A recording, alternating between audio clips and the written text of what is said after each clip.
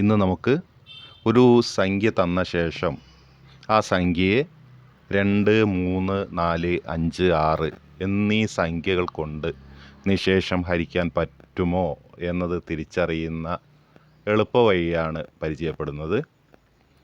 ആദ്യം തന്നെ നമുക്കൊരു സംഖ്യ എടുത്ത് പരിശോധിക്കാം. 87,840. ആ സംഖ്യയെ 2 കൊണ്ട് എങ്ങനെ നിശേഷം ഹരിക്കാൻ പറ്റുന്നതാണോ എന്നത് തിരിച്ചറിയാൻ ഒന്നേ ഓർക്കേണ്ടതുള്ളൂ. അവസാനത്തെ 1ൻ്റെ സ്ഥാനത്തുള്ള സംഖ്യ തിരിച്ചറിയുക. അത് ഒറ്റയാണോ ഇരട്ടയാണോ എന്നത് തിരിച്ചറിഞ്ഞാൽ മതി. ഇരട്ട സംഖ്യയാണെങ്കിൽ ആ സംഖ്യയെ നമുക്ക് 2 കൊണ്ട് നിശേഷം ഹരിക്കാൻ പറ്റും എന്ന കാര്യം നമുക്ക് ഉറപ്പിച്ച് പറയാം. അടുത്ത സംഖ്യ 3 നമ്മൾ എടുക്കുന്നത്. 87,840 3 കൊണ്ട് നിശേഷം ഹരിക്കാൻ പറ്റുന്നതാണോ എന്നത് തിരിച്ചറിയാൻ എല്ലാ സംഖ്യയും ഹരിച്ച് നോക്കേണ്ട ആവശ്യമൊന്നുമില്ല. ആ സംഖ്യയുടെ 87,840 അക്കത്തുക എടുക്കുകയാണ് വേണ്ടത്. അക്കത്തുക എടുക്കുന്നത് ആ സംഖ്യകൾ മുഴുവൻ കൂട്ടുക. 87,840 8 കൂട്ടണം 7 കൂട്ടണം 8 കൂട്ടണം 4, പിന്നീട് 0 പൂജ്യത്തിന് വിലയില്ല. അതുകൊണ്ട് തന്നെ 8 7 കൂട്ടുമ്പോൾ 15, 15ഉം 8ഉം കൂട്ടുമ്പോൾ 23, 23ഉം 4ഉം കൂട്ടുമ്പോൾ 27. 27 എന്ന സംഖ്യയാണ് നമുക്ക് കിട്ടുന്നത്. അത് അക്കങ്ങളുടെ തുകയാണ്. അക്കത്തുക എടുക്കാൻ വീണ്ടും ആ 2ഉം 7ഉം കൂടെ 27 2ഉം 7ഉം കൂടെ കൂട്ടുന്ന സമയത്ത് നമുക്ക് 9 ഉത്തരം കിട്ടുന്നത്.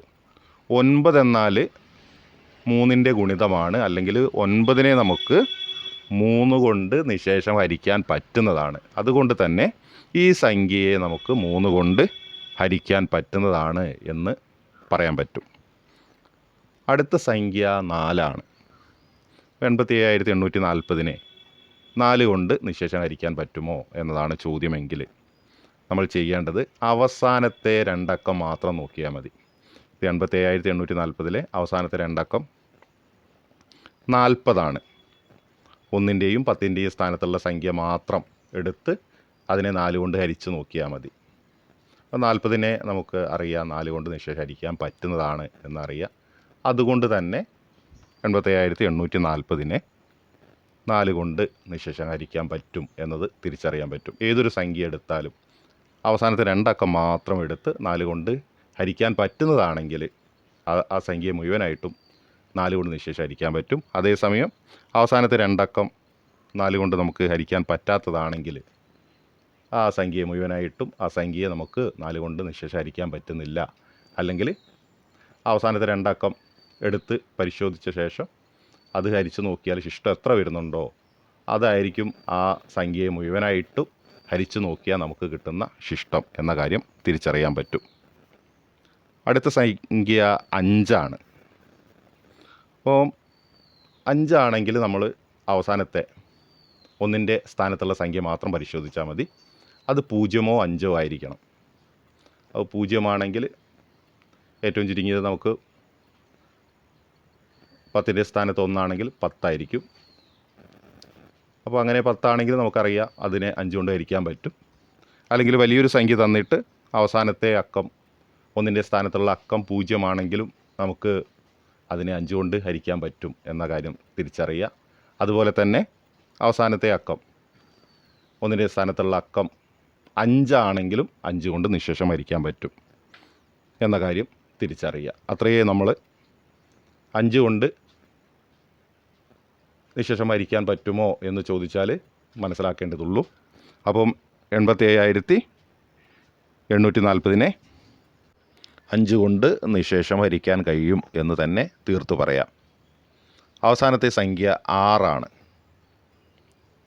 87,840 6 കൊണ്ട് നിശേഷം ഹരിക്കാൻ പറ്റുമോ എന്നതാണ് ചോദ്യമെങ്കിൽ നമ്മൾ ആദ്യം മനസ്സിലാക്കുക 2 ഗുണനം 3 6. 2 ഗുണനം 3 6. അങ്ങനെയെങ്കിൽ ആ 2 കൊണ്ടും 3 കൊണ്ടും നിശേഷം ഹരിക്കാൻ പറ്റുന്ന എല്ലാ സംഖ്യയും നമുക്ക് 6 കൊണ്ടും നിശേഷം ഹരിക്കാൻ പറ്റും.